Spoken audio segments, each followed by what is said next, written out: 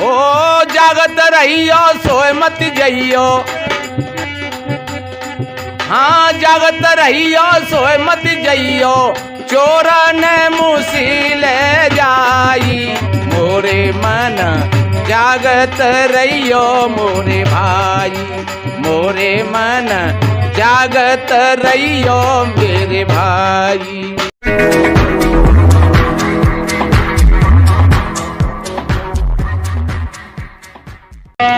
कि ऐस के सामान एक दिन सब पड़े रह जाएंगे,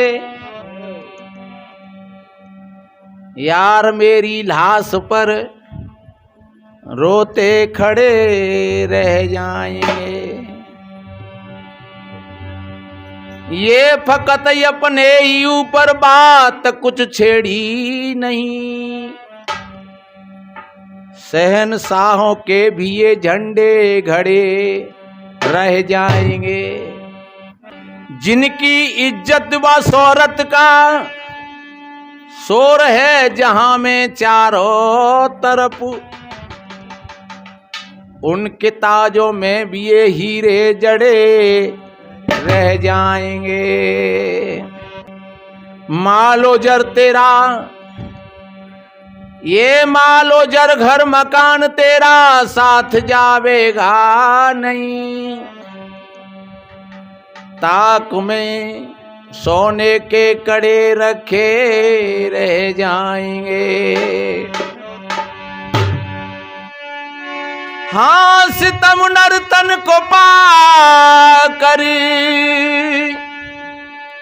सत्संग कुछ कीना नहीं, रूप के दिल में यही अरमा पड़े रह जाएंगे। सत्संग का मतलब इतना ही नहीं है कि महाराज हम तो सत्संग में ही बैठे हैं। सत्संग का मतलब है आप सत्य का साथ कर जाओ, आप जितना सुन रहे हो उतना थोड़ा अपने जीवन में धारण कर लो, आप सत्य के साक्षी हो जाओ। वाणी से सत्य उच्चारण करिए, ऐसी वाणी मत बोलो कि जिस वाणी से समाज में कोई उथल पुथल हो जाए, ऐसी वाणी मत बोलो जिस वाणी से किसी दूसरे व्यक्ति को चोट लग जाए। गीता जी में भी ऐसा कहा है, उपदेजित कर्म वाक्यम सत्यम प्रिय हितम च स्वाध्याय अभ्यसनम वांग में तप उच्चते। ये वाणी की तपस्या होती है कि आप कभी झूठ नहीं बोलें, आप हमेशा सत्य बोलें, मधुर बोलें, प्रिय बोलें, अच्छे बोलें और अपनी वाणी का अच्छा सेवन करें। ऐसी वाणी बोलिए मन का आपा खोए और न को शीतल करें आप शीतल। शब्द संभाल के बोलिए। संभलने का मतलब आप शब्द को संभाल रहे हो तो आप जगे हुए हो,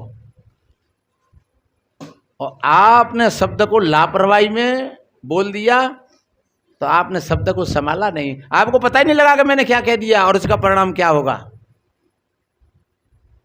इसलिए मेरे बहन भाइयों, ये आपके पास में बहुत बड़ी बड़ी शक्ति हैं, ये धन है।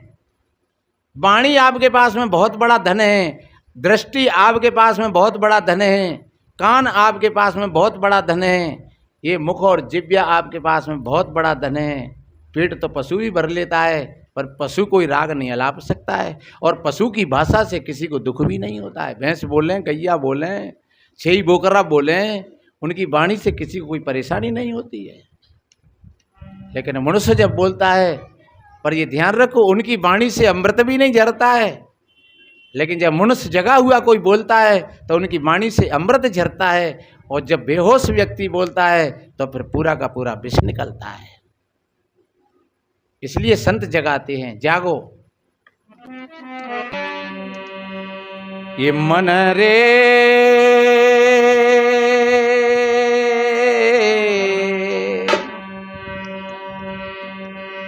जागत रहियो मेरे भाई,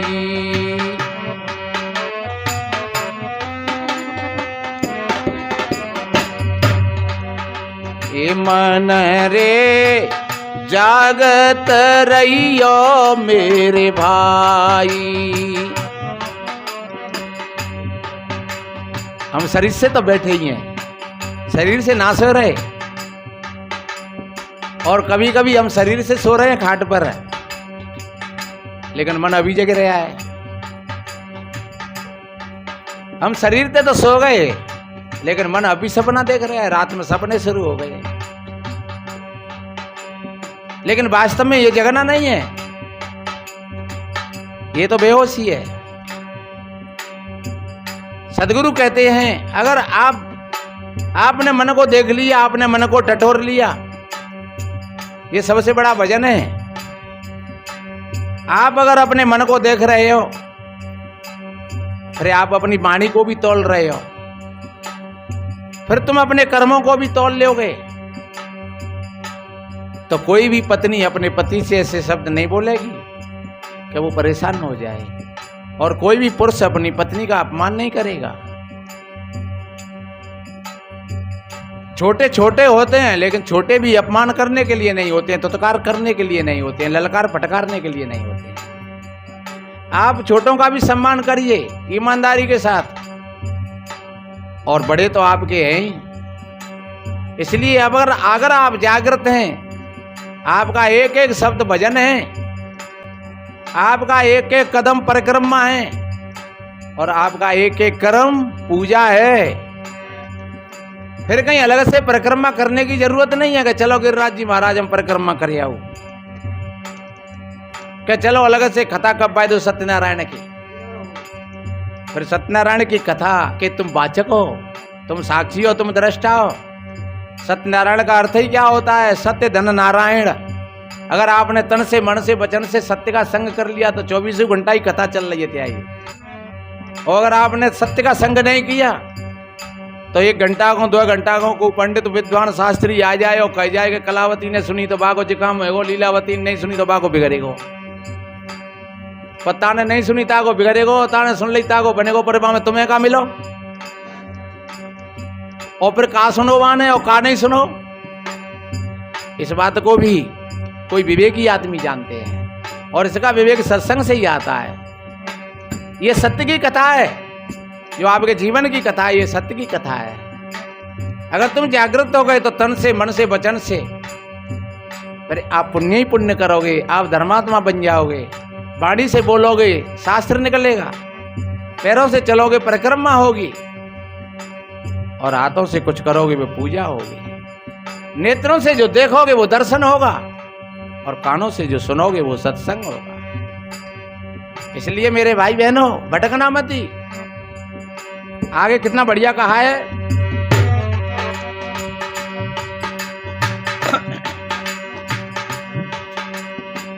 मन मन रे जागत रहियो मेरे भाई, मन रे जागत रहियो मेरे भाई।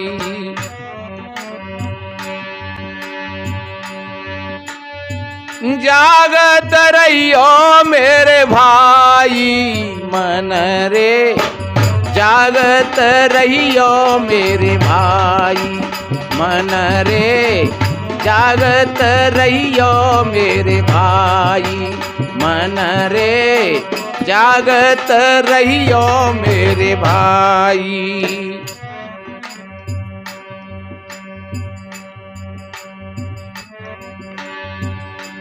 हो गाफिल होए बसती मति खोवे। बसत का मतलब कहतना ने के बसियत है,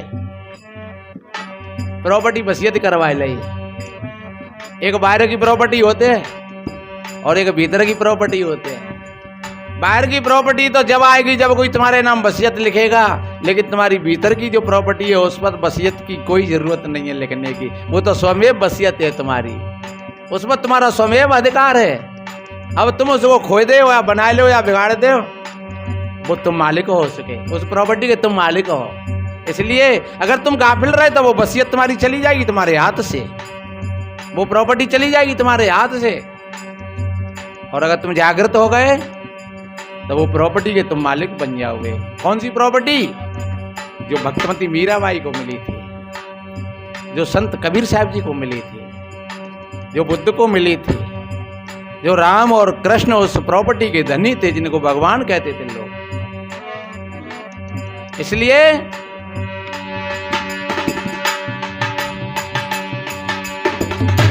हो गाफिल होई बसति मति खोवे,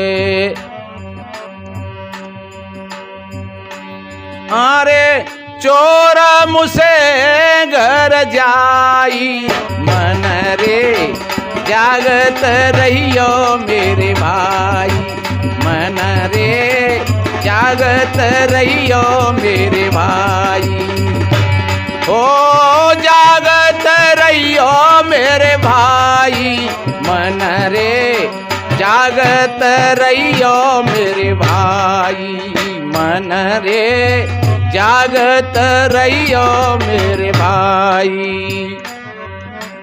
तुम ये मन जानो तुम्हारी प्रॉपर्टी के बगल ही चोर लगे हैं। चोर वहीं तो जाएंगे तो माल होगा, और माल नहीं होए वहां चोर खा लेंगे। तुम्हारे पास में बहुत बड़ी वसीयत है, बहुत बड़ी प्रॉपर्टी है, लेकिन ध्यान रखो वहीं पे चोर छुपके हुए हैं। और भी कौन से चोर हैं? काम है, क्रोध है, लोभ है। इसलिए मैंने पहले कहा था, काम क्रोध और लोभ नाथ नरक के पंथ, ये नरक के रास्ता है। एक भजन में गाते हैं, ये साधवी गाते हैं, किरण भूल में ये सोए गयो, बुधन खोए दयो तेने अपने हाथ, भूल में ये सोए गयो, बुधन खोए दयो तेने।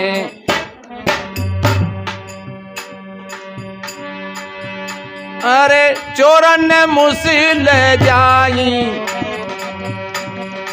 मोरे मन जागत रहियो मेरे भाई, मन रे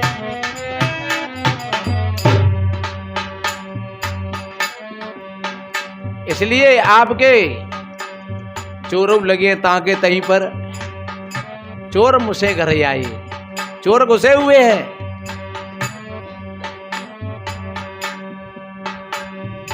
और आगे कहा है देखिए, हो सटरे चक्र की कनक कोठरी, ये हमारा शरीर है नहीं, इसमें 6 चक्र हैं और बड़ी मजबूत है। और एक बात बताएं, ये मोम से कमजोर है और लोहे से भी मजबूत है। कभी कभी देखा होगा नहीं आपने, कऊ आदमी के शरीर पर लठ टूट जाते तो कुछ ना बिगड़ती, और कऊ ने कहते मत जा तो हाल है, ने कोई कंकड़ी लग गई मुंह में। तो ये बहुत बड़ी मजबूत है और ये बहुत बड़ी कमजोर है। इसलिए इस पर भरोसा मत करना और इस पर घमंड मत करना, और ये भी मत समझना कि मैं कुछ नहीं हूं। आप बीच के रास्ता पर आ जाइए। इसलिए कितना बढ़िया कहा है, हो सट चक्र की कनक कोठरी। पहला चक्र है मूलाधार, दूसरा है स्वादिष्टान, तीसरा है हृदय, और चौथा है कंठ, पांचवा है तालु और छठवां है आज्ञा चक्र। ये हमारी रीढ़ की मूल द्वार से लेकर के और यहाँ तक पूरा का पूरा सदा हुआ है। जैसे छानना होती को वो, और वहाँ बीच में बल्लो धरो होतो है, और बल्लो नेक न जाए बीच में देता हो तो पूरी छाने आ जाए नीचे। और अगर वो बल्ला मजबूत है तो फिर वो छान का कुछ बिगड़ने वाला नहीं है।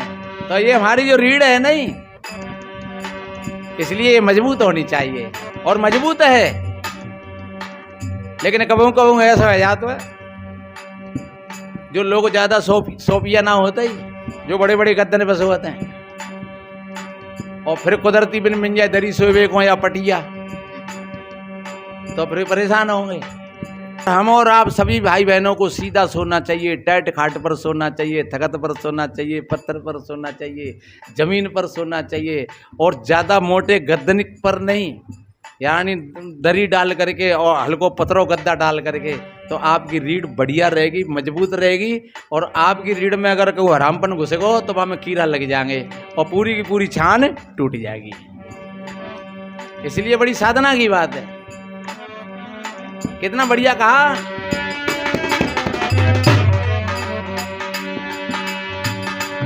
हो सट चक्र की कनक कोठरी, अरे बसत भाव जहां भाई मेरे मन,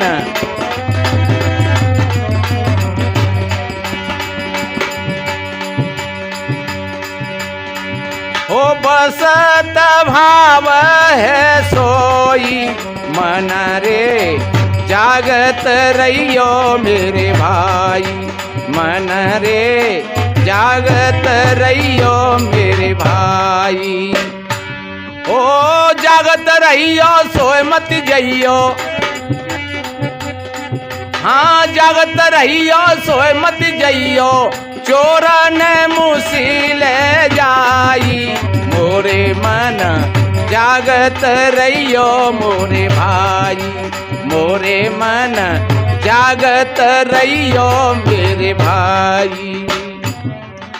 भोजन करते में जागृत होकर के भोजन करना। जागृत होकर के आप भोजन करोगे, आप बीमार नहीं पड़ोगे। जागृत होकर के अगर आप सोओगे तो आपकी नींद बढ़िया आएगी और थोड़े से में नींद पूरी हो जाएगी। जागृत होकर के बोलोगे तो आप बढ़िया बोलोगे, अच्छा बोलोगे। जागृत होकर के चलोगे तो आपकी रास्ता सुलभ हो जाएगी और आप धीरे धीरे बड़े बड़े पहाड़ों पर चढ़ जाओगे। इसलिए आगे कितना बढ़िया कहा,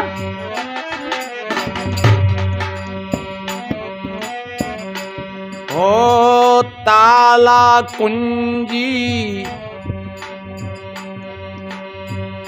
कल्प के लागे, हो ताला कुंजी कल्प के लागे। कितना कल्बू मजबूत, वो ताले बड़े मजबूत हैं। पर ध्यान रखो, कोई ऐसा वक्त आएगा तो फिर उनको टूटने में भी देर नहीं होगी।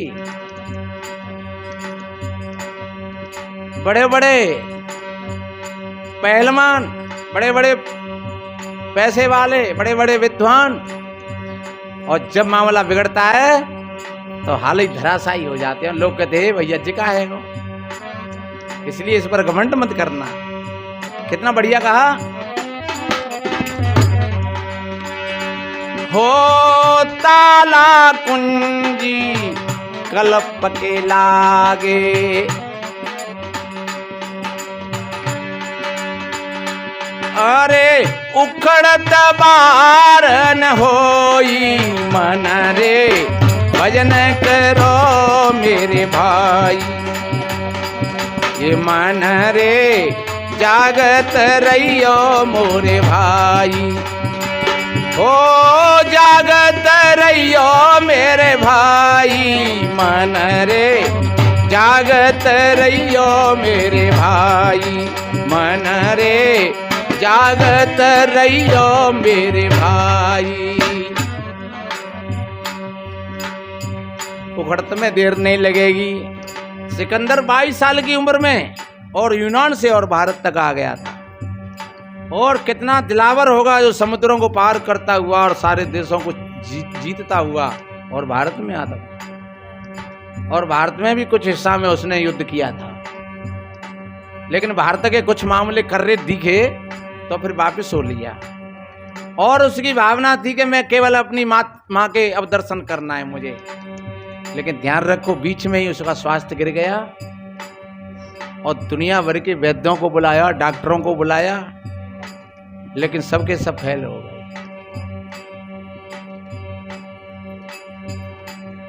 उस समय का लुकमान वैद्य था, उस लुकमान से लोगों ने कहा तुम्हारा तो बहुत बड़ा नाम है और तुम्हारी औषधि कोई काम नहीं कर रही है।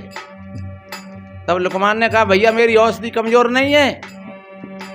और बताते हैं उन्होंने एक मुट्ठी औषधि लेकर के तालाब में डाल दी तो वो तालाब का पानी जम गया, लेकिन सिकंदर के पेट में 250 ग्राम पानी नहीं जमे हो। तो लुकमान ने कही कि भैया ये बीमारी नहीं है, ये तो मौत है। और अपनी माँ के दर्शन नहीं कर पाया वो। और बताते हैं उसकी माँ को इस बात का बड़ा खेद था और बेचारी रोती रहती, कभी रात रोए रही है, कभी 12 बजे लोग सो रहे हैं और वो रोए रही है, कभी 4 बजे लोग प्रार्थना कर रहे हैं और वो जग पड़ी तो रोए पड़ी, क्योंकि एक ही बेटा। और फिर बेटा, ऐसा बेटा सिकंदर जो थोड़ी सी उम्र में ही और संसार में अपने बीज बो गया, अपना नाम कर गया। आज से 2500 वर्ष पहली बात है। और एक दिन तो रात में उठ करके रात के 12 बजे और कब्रिस्तान में पहुंच गई माँ, और हाय बेटा, हाय सिकंदर, हाय सिकंदर। और बताते हैं कि कब्रिस्तान गूंज उठा और भीतर से आवाज आई, तू कौन है? बोले भैया मैं सिकंदर की माँ हूं और मैं अपने सिकंदर को देख रही हूं। तो कौन सा सिकंदर था तेरा? यहां तो बहुत सिकंदर हैं। तो कि मेरो बेटा सिकंदर तो बादशाह था। अरे कि यहां तमाम सिकंदर बादशाह गड़े हुए हैं, कोई चिन्ह बता अपने सिकंदर का। और तब माँ को कुछ थोड़ी तसल्ली हुई कि जब लाखों सिकंदर जमीन में गड़े हैं तो अब जा एक को मैं ही क्यों रहूं। और उसी समय उसकी माँ के अंदर में जागरूकता आ गई और वापस लौट करके आ गई शमशान पे। इसलिए मेरे बहन भाइयों, इस विषय पर जो समझदार लोग होते हैं वो ज्यादा परेशान नहीं होते हैं। देखिए कितना बढ़िया कहा,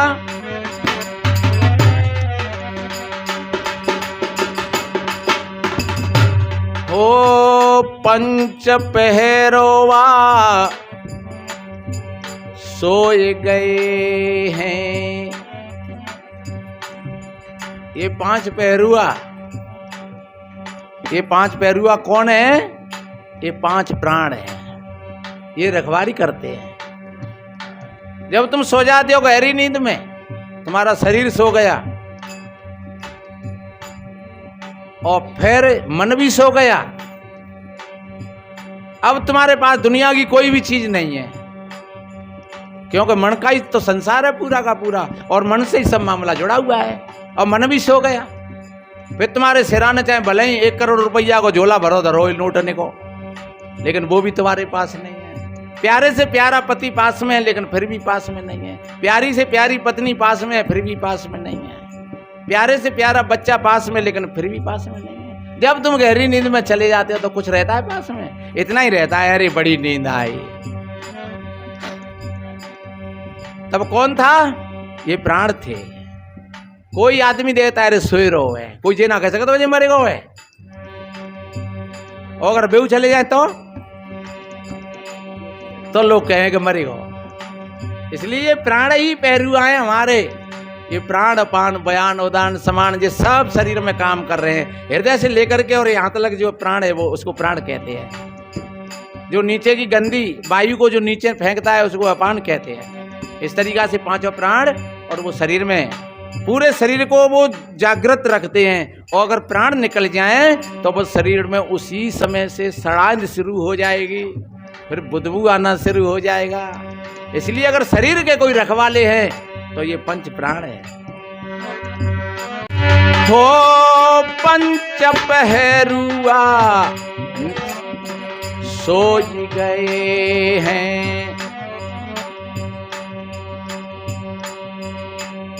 अब यहां सोने का मतलब निकलना नहीं है, यहां सोने का मतलब है आपकी साधना से आपके प्राणों में सम्यकता बन गई। इसलिए तो कहते हैं प्राणायाम। ये कल का जो विश्व योग दिवस था, इस पर जगह जगह प्राण योग शिक्षा दी गई है। और योग शिक्षा का मूल मतलब है अपने प्राणों को संयमित करना, अपने प्राणों को समझना, अपने प्राणों की साधना करना। इसलिए हम कभी कभी कहते हैं कि आप शाम सवेरे बैठ करके और अपनी श्वासा को देखिए। आप बिल्कुल शांत होकर के श्वास नाभि से लेकर के और यहाँ तक सहस्त्रसार तक बह रही है, और आप अपनी श्वासा का बैलेंस बनाइए। और श्वास का विस्तार पूरे के पूरे ब्रह्मांड में है। इस पर वक्त आएगा तो फिर चर्चा करेंगे। यहां श्वास की सम्यकता से सोने का अर्थ है, यहां सम्यकता से मरना नहीं है। अब देखिए जब प्राणों की सम्यकता बन जाती है, कहते हैं नहीं, योग का दूसरा सूत्र है योगस्य चित्त वृत्ति निरोधा। यानी योग का मतलब होता है अपने चित्त को निर्मल बनाना। कोई काम क्रोध लोभ मोह मद अहंकार हमारे चित्त में नहीं है, कोई तरंग नहीं है। तो तुम्हारा चित्त बढ़िया हो गया, और चित्त बढ़िया हो गया तो श्वास तो है लेकिन दृष्टा अपने स्वरूप में स्थित हो गया। ये थोड़ी और गहन बात है। इसलिए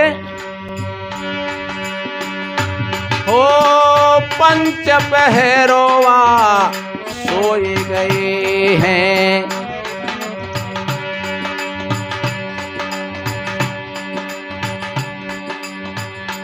अरे बसते जागन लागी मन रे जागत रहियो मेरे भाई, मन रे जागत रहियो मेरे भाई, मन रे जागत रहियो मेरे भाई। ओ जागत रहियो मेरे भाई, मन रे जागत रहियो मेरे भाई, मन रे जागत रहियो मेरे भाई। अब बसते जो हमारे अंदर में जो हमारी वसीयत है, हमारी प्रॉपर्टी है, अब उसका उद्भव होगा। उस बसत में क्या आता है? दया है, धर्म है, संतोष है, धीरज है, शील है, विचार है, विवेक है, तत्व ज्ञान है। ये सारी की सारी बसत है। जब प्राणों में सम्यकता आने लगेगी उस बसत का उद्भव होने लगेगा तुम्हारे भीतर में।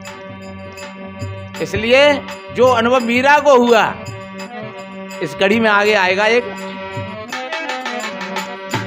हो करत विचार,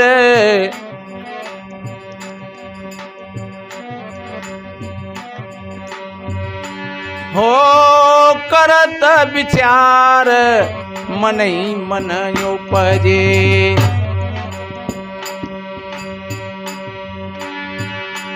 अरे ना कहूँ गया ने आया,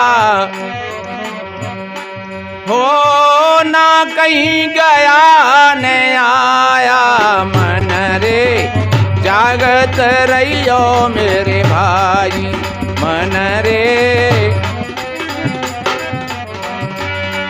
अरे ना कहूँ गया न आया, मन रे जागत रहियो मेरे भाई, मन रे जागत।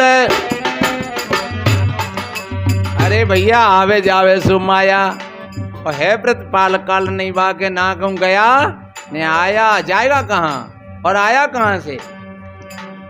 बस वहाँ का वहीं पर है। कहें कबीर जैसे का तैसा। लोग कल्पना करते हैं कि वो ऊपर होगो कि नीचे होगो। आगे थोड़ा संकेत दिया है इस कड़ी में।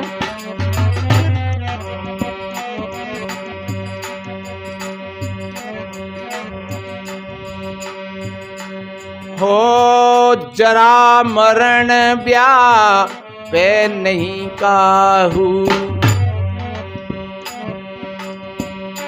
हो जरा मरण ब्याह पे कछु नाही।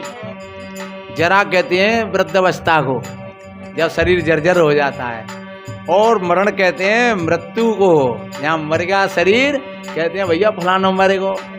पर ध्यान रखो ज्ञानी पुरुषों को व्याप्त नहीं होता है ये ज्ञानी पुरुष तो पहले ही सारी बातों को समझ लेते हैं, तो न तो उनको बुढ़ापे का दुख होता है और न मृत्यु से वो भयभीत होते हैं। इसलिए कबीर ने कितना बढ़िया कहा है, कब हो जरा मरण ब्याह पे नहीं काऊ,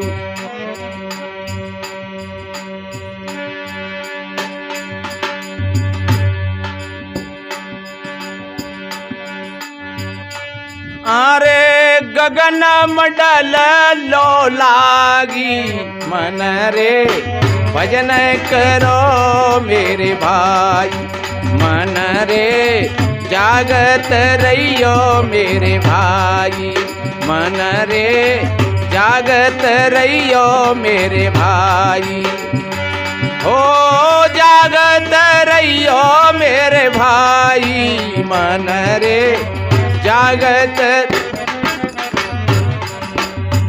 गगन मंडल लो लागी, गगन का मतलब है आकाश से, यहाँ गगन मंडल का मतलब है ऊपर से, क्योंकि आकाश चारों तत्वों से ऊपर है। थोड़ी समझने की बात है, यहाँ गगन मंडल का मतलब है निर्विचार स्थिति से, हमारे चित्त में किसी प्रकार का ये विचार नहीं रहे, और विचार नहीं रहेगा तो फिर विकार भी नहीं रहेगा। और कितना बढ़िया कहा है, हो कहें कबीर संशय सब छूटा। संशय का नाश ज्ञान से होता है।